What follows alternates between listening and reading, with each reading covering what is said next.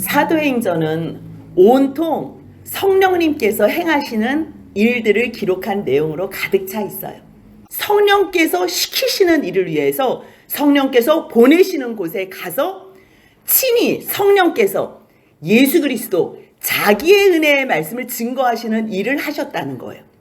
그래서 우리가 지난 시간까지는 1차 선교를 어떻게 했는지 복음을 받았는데 많은 유대인들이 여기저기 다니면서 할례도 행해야 돼요. 계속 할례를 행하라고 번잡한 말을 많이 하는 거예요. 그러니 잠깐만, 안 되겠다. 이 일을 위해서 예루살렘 교회에 많은 장로들과 사도들을 만나서 이 일을 정리를 해야 되겠다. 아니 1차 선교를 하면서 성령으로 말미암아 그 많은 사람들이 예수 그리스도의 복음 안에 들어와서 똑같은 그러한 구원의 은혜를 받은 것을 우리 눈으로 목도했는데 뭐라고? 뭐 할례를 행해야 된다고? 이 일은 절대로 짚고 넘어가야 되겠다고 생각해서요. 15장에서는 예루살렘에서 공식적으로 의회를 열은 거예요. 그것이 예루살렘 공의회의 15장의 내용이에요. 그 공의회를 한 다음에 바울이 다시 돌아와서 15장 36절 같이 한번 읽겠습니다. 며칠 후 바울이 바나바더러 말하되 우리가 주의 말씀을 전한 각성으로 다시 가서 형제들이 어떠한가 방문하자 하고, 그래서요 36절부터 2차 선교가 진행이 되는 거예요. 그래서 바나바한테 다시 한번 재방문을 해봅시다. 그렇게 이야기를 하는데 바나바가 마가하고 한번 같이 다시 가자고 그런 거예요. 왜냐하면 바나바와 마가는 조카 삼촌 사이기 때문에 데려가고 싶었어요. 근데 바울 입장에서는 아니 지난번에 밤빌리아에서 우리가 주의 복음의 말씀을 전하자고 같이 가자 했는데 아니 우리를 떠나서 함께 일도하러 가지 아니야. 마가를 다시 데려가자고요? 이거는 옳지 않다고. 그러니 두 사람의 의견이 충돌이 된 거예요. 아무리 성령에 충만해서 주님께서 시키시는 일을 하러 나간다고 해도요, 우리가 온전하게 성숙되지 않으면요 의견이 절충이 되지 않는 거예요. 그래서 결국 39절을 보니까요 서로 심히 다투어 피차 갈라서게 돼요. 그래서 바나바는 자기 의견대로 마가를 데리고서 자기의 고향인 구브로로 가고요. 그리고 바울은 신라와 함께 2차 선교를 떠나는데 그 2차 선교회가 어디냐면요 수리아와 길리기아로 다니며 교회를 견고하게 하니라. 이렇게 15장이 맞춰져요.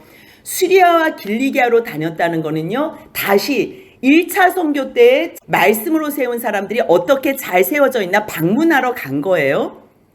그리고서 더베와 루스드라에도 이르렀는데 거기에 누가 있었냐면 디모데라는 제자가 있는 거예요. 그래서 디모데에 대해서 어떻게 이야기를 하냐면 루스드라와 이고네온에 있는 형제들에게 칭찬받는 자래. 근데 여기에 디모데라는 이름은요 티모데오스라는 이름이거든요. 근데 티모는 뭐냐? 팀의 영광이라는 뜻이고요. 데오스는 하나님이에요. 디모데라는 이름 자체가 하나님의 영광이에요. 그냥 디모데라고 말하지 않고 디모데라는 제자가 있다는 거예요. 근데 제자라는 단어도요 마데테스라는 거예요. 마데테스. 이거는요 가르침을 받은 자인데요. 가르침을 받은 자가 무엇을 가르침을 받아요? 말씀이에요. 복음을 배우는 거예요. 그럼 복음을 들으면 제자는 어떠한 삶을 살게 되지요? 순교의 삶을 사는 거. 그래서 결국은요 예수 그리스도의 제자로서 말씀을 받아 결국 디모데는요 어떠한 핍박이 와도 어떠한 어려움이 와도 순교자의 삶을 사는 그러한 모습으로 서 있는 디모데를 만난 거예요. 근데 디모데가 이때 얼마나 어렸냐면요 디모데 전서를 쓸 때는 약 지금부터 15년 후거든요. 근데 그때도 디모데가 너무 어려서 바울이 디모데의 연소함을 걱정하면서 쓰는 거예요. 디모데전서 4장 12절을 보니까요 누구든지 내 연소함을 업신여기지 못하게 하고. 왜요? 다 어리다고 무시하고 업신여기니까. 그래서 너가 늘 말과 행실과 사랑과 믿음과 정절에 있어서 믿는 자의 본이 돼. 그러면 나이가 많이 든 사람들도 너를 함부로 하지 못할 거야. 그렇게 말한 거예요. 그때 디모데전서를 쓸 때도 어렸다면 30대라면 지금 15년 전이니까 거의 뭐 17, 8살로 보는 학자들이 많아요. 그럼에도 불구하고 디모데가 그 어린 나이에 어떻게 제자라는 이름을 들었냐면요. 디모데 후서를 보니까 그의 신앙의 배경이 기록되어 있어요. 1장 5절 한번 같이 읽겠습니다. 이는 내 속에 거짓이 없는 믿음이 있음을 생각함이라. 이 믿음은 먼저 내 외조모 로이스와 내 어머니 유니게 속에 있더니 내 속에도 있는 줄을 확신하노라. 그래서 디모데가 부모님의 그 믿음, 근데 부모는 아버지는 헬라인이었잖아요. 비록 아버지가 헬라인이었어도 어머니가 믿음의 유산을 남겨주고 외조모가 믿음으로 손주를 키웠을 때요. 디모데는 그 어린 나이에 루스드라와 이고네오인에 있는 형제들에게도 칭찬을 받았다는 것. 그래서 바울이 디모데와 함께 2차 선교를 하는데요. 디모데 아버지가 헬라인이라 그러잖아요. 그러니까 그 헬라 지역에 있는 사람들은 부계를 따르는 거예요. 그러니까 어머니가 유대인이라도 헬라 지역에 있는 사람들은 저 사람 헬라 사람이야. 그래서 건들지 않는 거예요. 그리고 헬라 문화가 완전히 몸에 젖었으니 헬라 사람들에게 하나님 앞에서 더 이 복음 증거가 많은 열매를 맺을 것 같으니까 함께 선교를 하기로 결정한 거지요. 그런데요, 15장에서 할례를 절대 행하지 말라고, 그것으로 우리가 구원을 받는 거 아니라고 바울이 얼마나 강경하게 그 공의회에서 의견을 냈어요. 그런데요, 오늘 본문 16장 3절을 보니까요, 바울이 디모데를 데리고 다니면서 할례를 행했다는 말이 있어요. 할례를 한번 같이 3절 읽겠습니다. 바울이 그를 데리고 떠나고자 할새 그 지역에 있는 유대인으로 말미암아 그를 데려다가 할례를 행하니 이는 그 사람들이 그의 아버지는 헬라인인 줄을 다 알미러라. 그러니까 헬라인이기 때문에 믿음이 없어서 할례를 안 했을 거 아니에요? 그럼에도 불구하고 유대인들은 헬라인들과 다르게 모계 사회예요. 또 어머니가 유대인이면 말씀으로 양육하는 사람이 누구예요? 어머니이기 때문에 그를 유대인이라고 또 얘기를 하는 거예요. 유대인들 사이에서 이제 말씀 증거하면서 돌아다니면 쟤 할례 했어 안 했어? 이거 먼저 물어볼 걸 너무 잘 알기 때문에 바울은 할례를 행함으로 말미암아 우리가 구원받는 거는 아니지만 유대인들이 할례를 행하지 않은 것 때문에 걸림돌이 된다면, 그래서요 고린도전서 9장 20절 21절 한번 같이 읽겠습니다. 유대인들에게 내가 유대인과 같이 된 것은 유대인들을 얻고자 함이요 율법 아래에 있는 자들에게는 내가 율법 아래에 있지 아니하나 율법 아래에 있는 자같이 된 것은 율법 아래에 있는 자들을 얻고자 함이요 율법 없는 자에게 내가 하나님께는 율법 없는 자가 아니요 도리어 그리스도의 율법 아래에 있는 자이나 율법 없는 자와 같이 된 것은 율법 없는 자들을 얻고자 함이라. 오직 바울은요, 이 사람이건 저 사람이건 그냥 누구에나 내가 종이 돼서 모든 영혼들을 얻고자 하는 이 마음밖에 없었던 거예요. 그래서 디모데를 아직 유대인들은요 메시아를 기다리는 사람이에요. 유대인들은 여호와 하나님 구원의 하나님의 약속을 믿고서 메시아를 기다리는데 그 메시아가 예수 그리스도인지는 그걸 모르는 거예요. 그러니까 이들에게 유대인인 와서 말씀을 전하고 또 할례를 받은 바울과 디모데가 함께 복음에 대해서 여러분들이 기다렸던 그 메시아가 예수입니다. 예수가 그리스도입니다. 이거를 증거하면 더 효과적일 거 아니에요. 그래서 디모데에게 할례를 행해서 이제 여러 성으로 이제 같이 복음을 전하러 다니는 거예요. 그러면서 여러 성으로 다닐 때에 지난번에 15장에서 있었던 그 예루살렘 공의회 있잖아요. 예루살렘에 있는 사도와 장로들이 작정한 규례. 그 규례가 뭐예요? 사도행전 15장 29절에 우상의 제물, 피, 목매어 죽인 것, 음행 이것만 멀리하라고 그쵸? 그렇게 결정이 됐잖아요. 그래서 복음을 전하지만 할례 안 받아도 돼요. 율법 안 지켜도 돼요. 오직 예수로만 구원을 받습니다. 그것을 증거하지만 지난번에 편지로 써서 준 그 내용들, 요 4가지만은 하지 마세요. 왜냐하면 이 4가지 우상과 상관 있는 자리에 있으면 아무리 하나님께서 여러분들을 구원하시고 아무리 하나님께서 말씀으로 인도하시길 원하셔도 여러분들이 스스로 버린다면 여러분들은 이 복음 안에 들어올 수 없으니까 제발 우상하고만 관계된 일만 하지 마세요. 이거를 이야기를 하고 다니는 거예요. 그러니 더욱더 믿음이 굳건해지고 성도의 수가 날마다 늘어간 거예요. 날마다 늘어갈 때 이제 또 계속적으로 바울이 신라와 함께 지금 디모데와 같이 전도를 하고 다니잖아요. 그래서 이제 생각을 한 거야. 내가 아시아로 가서 말씀을 전하면 좋겠다. 그래서요, 아시아로 말씀을 전하러 가려고 하는데요, 성령이 막으시는 거. 아니, 주님의 복음을 전하러 가는데 때로는요, 성령이 막으실 때도 있다니까요. 그래서 아시아로 못 가고 부르기아와 갈라디아 땅으로 이제 다니는 거예요. 그래서 또 비두니아로 가고자 애를 쓰는데 예수의 영이 허락하지 않는데요. 그래서 어디로 가냐면요, 무시아를 지나 이제는 드로아로 내려간 거예요. 드로아로 갔는데요, 거기에 밤의 환상이 바울에게 나타났는데 마게도냐 한 사람이 서가지고 들어와 그러는 거예요. 들어와, 건너와서 우리를 도우라고. 그런데 왜 지난번에 베드로도 환상을 봤지요. 근데 어떨 때 환상을 봤지요? 시장할 때의 환상을 봤어요. 시장할 때는 어떤 환상을 보여주셨지요? 보자기에 음식이 가득한 그러한 환상을 주셨어요. 하나님은요, 환상을 주실 때에 그때그때 상황에 알맞는 환상을 주시는 거예요. 배고플 때는 음식을 통해서 환상을 주시고요. 지금 바울의 마음의 열정에는 무엇이 있냐면 내가 어떤 사람을 도울까? 1차 선교 때 많은 사람들을 복음으로 제자로 하나님 앞에 세웠는데 이번에 2번째 선교하는 이 여정 가운데서는 어떤 사람들을 말씀으로 복음으로 도울 수 있을까? 그 마음이 있는 그 상황을 아시는 성령님께서 밤에 환상으로 보여주시는 거예요. 뭐라고요? 나 좀 와서 도와주세요. 그러니 어차피 바울은 죽어가는 영혼들 돕고 싶어서 가는데 마게도냐 사람이 도와달라고 들어와 이렇게 표시를 하니 10절 한번 같이 읽겠습니다. 바울이 그 환상을 보았을 때에 우리가 곧 마게도냐를 떠나기를 힘쓰니 이는 하나님이 저 사람들에게 복음을 전하라고 우리를 부르신 줄로 인정함이로라. 아멘.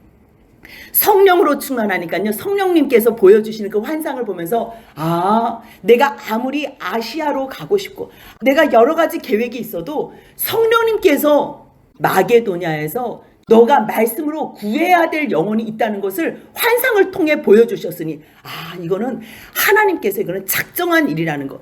우리가 이렇게 지금 선교하고 복음 증거하러 가는 이 발걸음을 하나님께서 우리를 불러서 세우셨다는 걸 확신하는 거예요. 그래서 드로아에서 이제 배를 타고서 사모드라게로 직행하여 네아폴리로 갔어요. 저기서 배를 타고 들어갔는데 마게도냐로 들어가서 거기에서 첫 번째로 만난 성이 어디냐면요, 마게도냐 첫 성인 빌립보예요. 빌립보. 근데 여기는 로마의 식민지로서 세상적으로 발달한 그러한 곳이에요. 그런데 여기를 갔는데 회당이 없는 거예요. 유대인 남자 10명이 없어서 회당이 없는 거예요. 그래서 일단 빌립보로 마게도니아 성으로 오라 그래서 가기는 했는데 가서 회당이 없으니까 할 게 없다니까요. 열심히 계획을 세워서 하나님 나 이쪽으로 내가 이번에 선교를 할게요. 근데 성령도 막으시고 예수의 영도 막으셔서 마게도니아로 왔어요. 왔으면 많은 준비된 영혼들이 있어야 되는데요, 할 게 없는 거야. 할 게. 그래서 수일을 그냥 놓은 거예요. 그냥 우리 식으로 말하면 할 게 없어서 아무것도 안 하고 그곳에서 유한 거예요. 얼마나 이상하겠어요. 그런데 기도는 또 해야 되잖아요. 안식일이 됐으니. 그래서요, 안식일에 이제 기도할 곳이 있을까요? 근데 여기에 우리가가 들어가잖아요. 10절에서도요, 바울이 그 환상을 보았을 때 거기에 우리가가 있어요. 그 우리가가요, 사도행전을 누가 기록했지요? 누가. 그래서 여기부터 이제 누가가 합리했다고 그렇게 생각을 많이 해요. 그러니까 여기서 지금 또 우리가 기도할 곳이 있을까요? 여기서는 그러면 우리가 하면 누가 같이 움직이는 거예요? 바울, 실라, 디모데, 누가까지. 근데 두 명은 바울과 실라는 유대인이고요. 누가하고 디모데는 헬라인이 되는 거예요. 이 네 명이 같이 이제 안식일에 어디서 기도할 수 있을까 해서 나가는데 회당이 없으니까 갈 데가 그냥 강가밖에 없는 거예요. 그래서 거기서 기도를 하려고 나갔는데 거기에 여자들이 몇 명이 앉아 있는 거예요. 그러니까 사람을 만났으니까 뭐 남자건 여자건 회당에서 말씀을 못 전해도 이제 여자들에게 이제 말씀을 전하려고 하는데요. 거기에 누가 있었냐면요. 자색옷감 장사하는 루디아가 있는 거예요. 루디아. 근데 이 루디아라는 여자가 어디 사람이냐면 두아디라 시에 있는 사람이에요. 두아디라. 근데 이 두아디라가요. 에베소 지역 가운데 있는 두아디라에 사는 사람이 여기 빌립보에 왔는데 옷감 있잖아요. 옷감. 자주색 옷감을 팔려고 온 거예요. 그러니 빌립보에 왔지만 어디 사람을 만난 거예요? 에베소 사람을 만난 거예요. 근데 이 사람이요. 바울이 말씀하는 것을 그 하나님의 말씀을 너무 잘 듣고 있는 거예요. 이미 벌써 이방인인데도 하나님을 섬기고 있었던 거예요. 그러니 바울이 복음을 전거하니 이 마음이 얼마나 부릴듯했겠어요. 이 루디아가 바울의 말을 듣고 있을 때 주께서 이 루디아의 마음을 확 여신 거예요. 그래서 바울의 말을 듣는데 이게 막 성령으로 깨달아지기 시작한 거예요. 그러니 15절 같이 한번 읽겠습니다. 그와 그 집이 다 세례를 받고 우리에게 청하여 이르되 만일 나를 주 믿는 자로 알거든 내 집에 들어와 유하라 하고 강권하여 머물게 하니라. 그러니까요, 자기뿐만 아니라 자기 집 식구들까지 다 소개를 하면서 복음 안에서 바울에게 우리 세례 받게 해달라고. 그래서요, 정말 세례를 다 받는 거예요. 그리고 이 여자가 처음 보는 유대인 바울을 자기네 집에 청하는데 이거는 인간적으로 생각하면 참 불편한 만남이에요. 근데 우리가 정말 주 안에서 하나가 됐다면, 나를 예수 믿는 자, 주님을 믿는 자로 여긴다면 우리 집에 들어와서 조금만 유하고 머물러서 같이 있자고. 그래서요, 여기에 머물러요. 그래서 며칠 동안 복음을 전하고 같이 지내다가요, 이제 또 기도하는 곳이 어디 있을까 이제 돌아다니는데요. 16절부터 34절까지의 말씀이 왜 하나님께서 이곳을 보내셨는지 그 말씀을 기록하고 있는데요. 처음에 이 빌립보에 들어가게 된 이유가 누구를 만나는 거예요? 루디아를 만나는 거. 그래서 일단 루디아를 동역자로 만들어 놓고서 그곳에서 거하며 전도를 할 수 있도록 하나님께서 그렇게 역사하셨는데요. 하나님께서 지금 빌립보에 간수, 감옥에 있는 간수를 복음으로 부르고 싶은 거. 근데 지하 감옥에 있는 간수를 만날 일이 있냐고요. 근데 하나님은 바울을 통해서 간수를 만나서 복음 안에 구원을 받게 하고 싶은 거예요. 그러니 이 바울이 무엇을 잘못해야지 간수를 만나는데, 바울이 감옥에 갈 방법을 하나님께서는 이제는 상황 가운데서 역사하신 거예요. 그 내용이요, 16절부터 기도하다가 가는데 점치는 귀신 들린 여종 하나를 만난 거.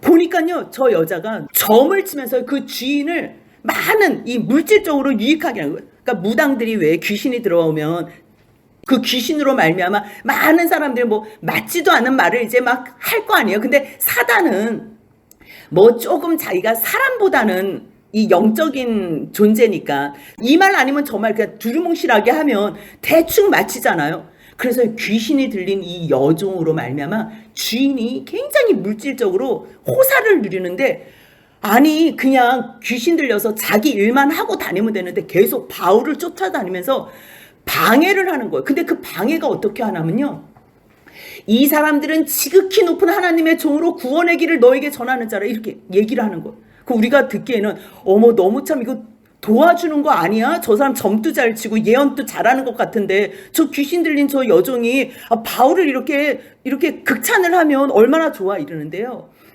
이게 왜 잘못된 거냐면 성령과 악령을 혼동하면 안 되는 거예요. 지금 저 여종은 귀신이 들려서 이야기를 하는 거죠. 저 귀신이 성령으로 바울이 지금 역사하는 이 모든 사역을 알고 인정을 해요. 알고 인정을 하지만 자기가 믿지는 않는 거예요. 받아들이지도 않고. 그러한 사람이 아무리 말을 해도 믿지 않는 사람, 자기가 믿지 않는데 그 사람이 아무리 얘기해도요, 이거는 악의 영향만 끼치는 거예요. 그리고 저 사람은 세상 것을 전봐주고 하나님하고 상관없이 자기의 주인만을 이롭게 하는 사람인데, 저 사람 입에서 하나님 이야기를 하면요, 이게 하나님의 말씀 복음 증거하는데요, 방해거리가 되는 거예요. 방해거리가. 왜요? 어떤 사람이 거짓말도 해. 근데 저 사람이 또 복음도 전해. 그 사람을 어떻게 믿어요? 그렇기 때문에요, 주님의 종은요, 한 가지만, 정말 진리의 영만 따라가야지. 우리도 똑같은 거예요. 내가 예수 믿는다 그러면서 복음도 전하고 거짓말도 한다? 그러면 이 복음은 믿을 수가 없어요. 왜요? 저 사람이 어느 시점에 어느 상황 가운데서 거짓말을 하는지 헷갈리기 때문에. 그러니까 이거는요, 도와주는 것 같지만 이게 돕는 게 아닌 거예요. 그러니 한두 번은 참는데 이게 매번 따라와가지고 여러 나라가 너무 괴로운 거예요. 이게 복음이 제대로, 이 사람들 때문에 방해가 되는 거예요. 그래서 안 되겠다 싶어서 딱 돌이켜서 그 귀신에게 이제 명하는 거죠. 예수 그리스도의 이름으로 내가 내게 명하노니 그에게서 나오라. 그러니까 귀신이 즉시 나온 거예요. 귀신이 즉시 나오니 이제는 아무 이야기도 못할 거 아니에요. 이 여종이 노예잖아요. 노예. 그러니 주인이 많은 수익들로 자기가 모든 부를 누리다가 이제는 모든 수익이 딱 끊어지니 소망이 끊어진 거예요. 이 사람은 돈만 바라보고 살던 사람이기 때문에 소망이 끊어지니, 잠깐만, 이게 무슨 일이야? 누가 귀신 쫓아냈어? 이게 귀신을 쫓아내면 얼마나 이게 감사한 일이에요. 그렇다면 이제부터 나는 예수 믿겠다, 이렇게 같이 나와야 되는데요. 돈의 노예가 돼서 돈만 바라보고 살던 사람은 이러한 상황을요, 감사는커녕 바울과 실라를 붙잡아 장터로 데려가서요, 관리들이 고발을 하는 거예요. 고발을. 근데 아까 4명이라 그랬어요. 4명인데 왜 지금 바울과 실라만 붙잡았지요? 이 사람들이 유대인이기 때문에 이제 고발을 할 때 거짓 고발을 해야 되는 거예요.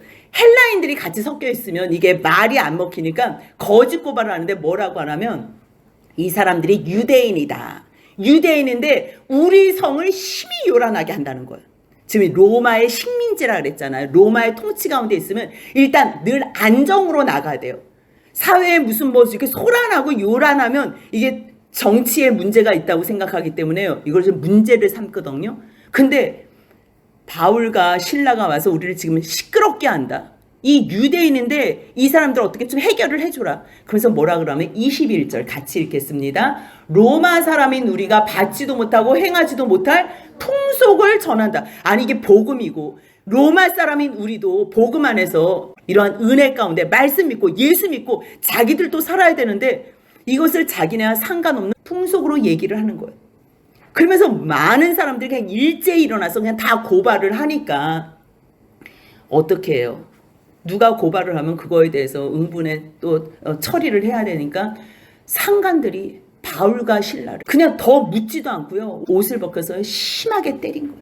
심하게 때린 다음에 또 옥에 가두고 간수에게 든든하게 지켜라 이렇게 명하기까지 한 거예요. 그러니 심히 때리고 이제 간수에게 명해서 든든히 지키고 이러한 명령을 받아서 그들을 깊은 옥에 가둔 거예요. 깊은 옥에, 지하로. 근데 거기에 간수가 하나님 앞에서 그 마음이 어떤 마음으로 하나님 앞에서 살았는지 모르지만 주님은 그 사람을 주목해 본 거예요. 그래서요, 바울과 실라를 그 간수 만나게 하기 위해서 지하 감옥까지 들어가게 했다니까요. 그 상황에서 발에는 착고를 채우고 뭐 꼼짝달싹 못하는 그러한 상황에서 감옥에 갇혀 있게 됐어요. 그러면 여러분들 한번 생각해 보세요. 아니, 하나님, 우리가 아시아로 간다 그랬는데 왜 성령이 막으시고 예수의 영이 막으셔가지고, 아니 마게도니아에서 들어와 그래서 우리가 들어왔어요. 그래요. 루디아 복음 받아가지고 그와 그의 가정들 세례 주고 복음 받게 한 거 감사해요. 아니 그러면 이제 됐다 그러서 돌려보내시지. 아니 우리가 특별하게 잘못한 것도 없는데 왜 지금 그것도 깊은 감옥에 여기에 우리를 들여보내셨습니까? 원망이 있을 수 있어. 원망이. 그런데요, 바울은 자기가 지난번에 확신이 있었잖아. 마게도냐로 우리를 들어오라는 거는 하나님께서 우리에게 보내시는 것을 확신하는 거기 때문에 이거는 성령에 사로잡혀서 잠깐만 이곳에서 하나님께서 우리를 이곳에 보내시니 이곳에 보내시는 반드시 복음을 받을 사람이 있겠구나라는 확신이 있었어요.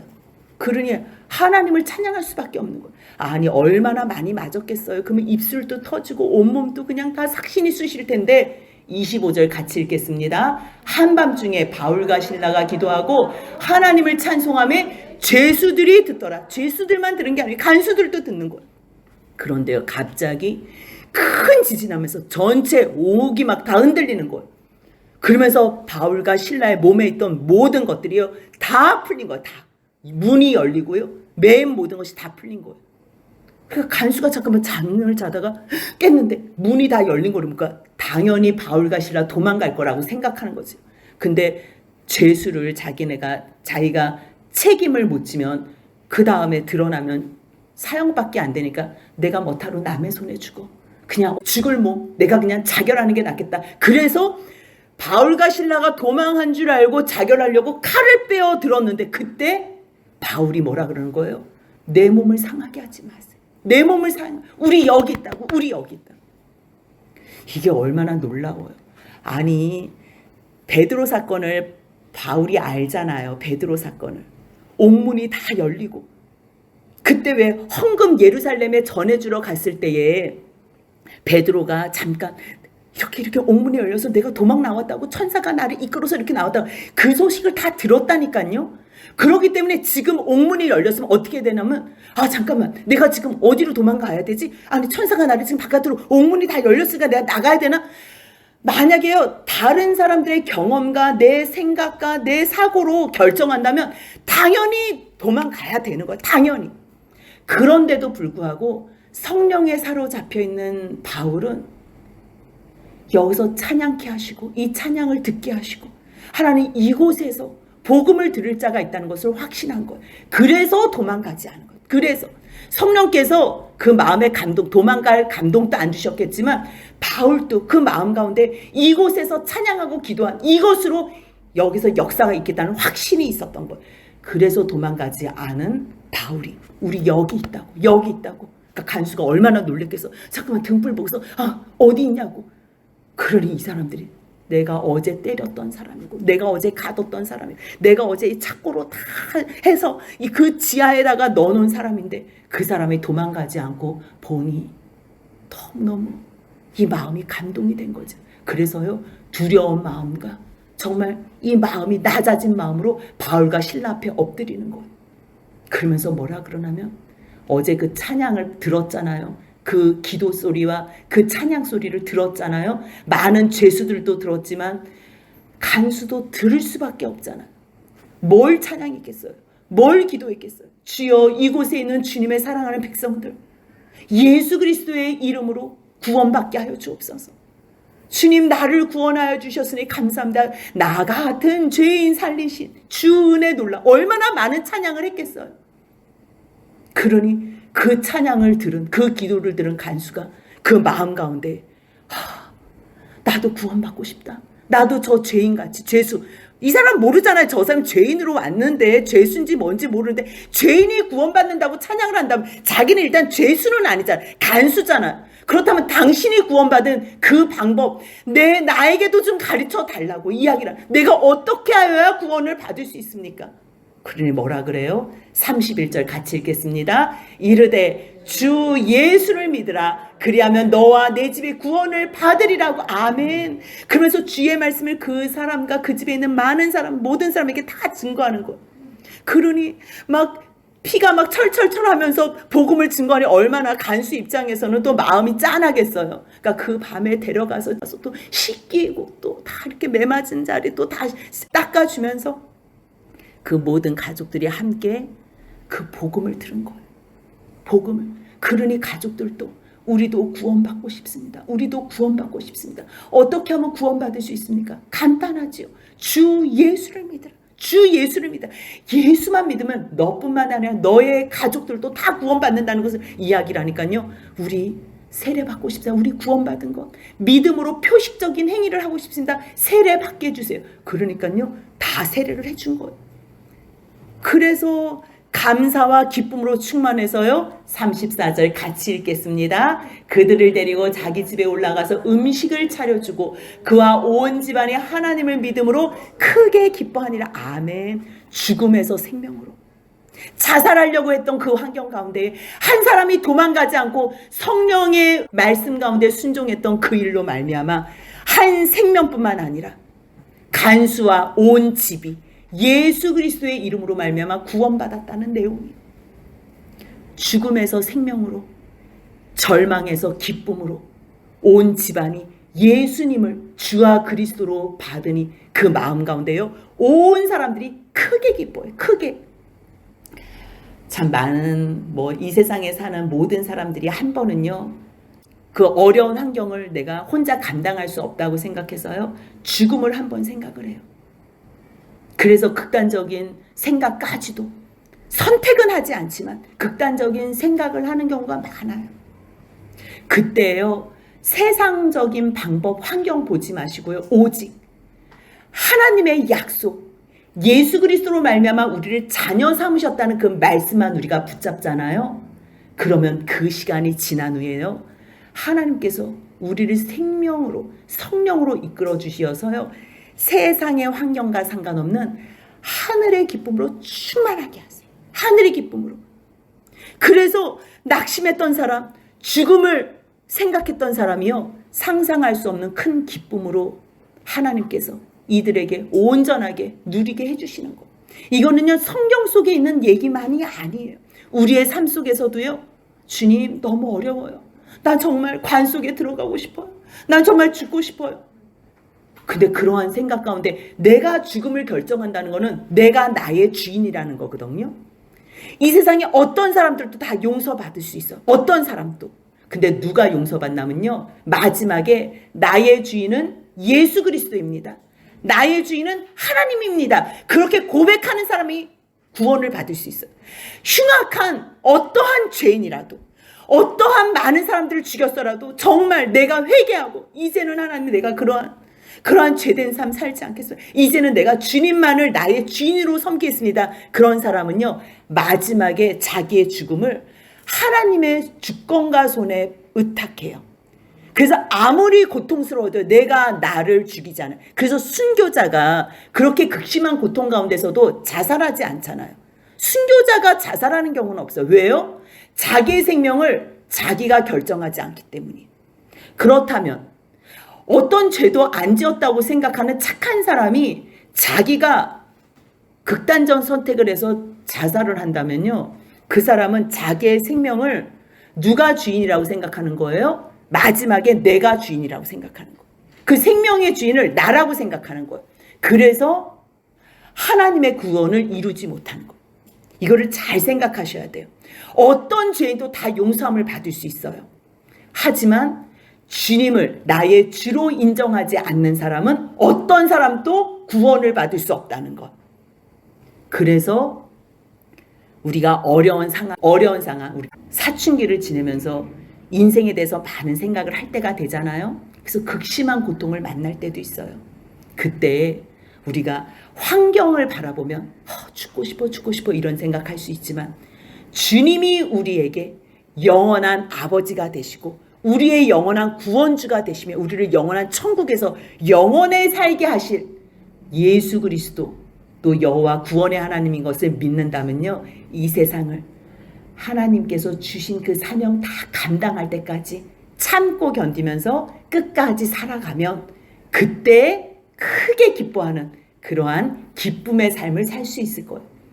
그래서요, 루디아와 그의 가족들 구원했고요, 간수와 그의 가족들 구원했어요. 이제 하나님께서 여기에서 빌립보에서 해야 될 사명은 다 끝났다고 생각하니까요, 날이 샘에 상관들이 어제 그렇게 때려가지고 감옥에 넣었던 그 상관들이 갑자기요, 야, 바울하고 실라 다시 내보내, 이러는 거예요.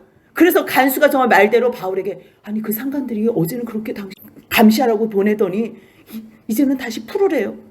물론 다 일이 끝났으니까. 왜요? 간수와 모든 가족들이 구원을 받았기 때문에 하나님은 이제 여기에서 바울이 해야 될 일은 다 끝났어요. 그래서 나오라고 하지만 바울이, 아니 너희들이 지금 나를 그냥 놓아서 편안히 가라고 한다고?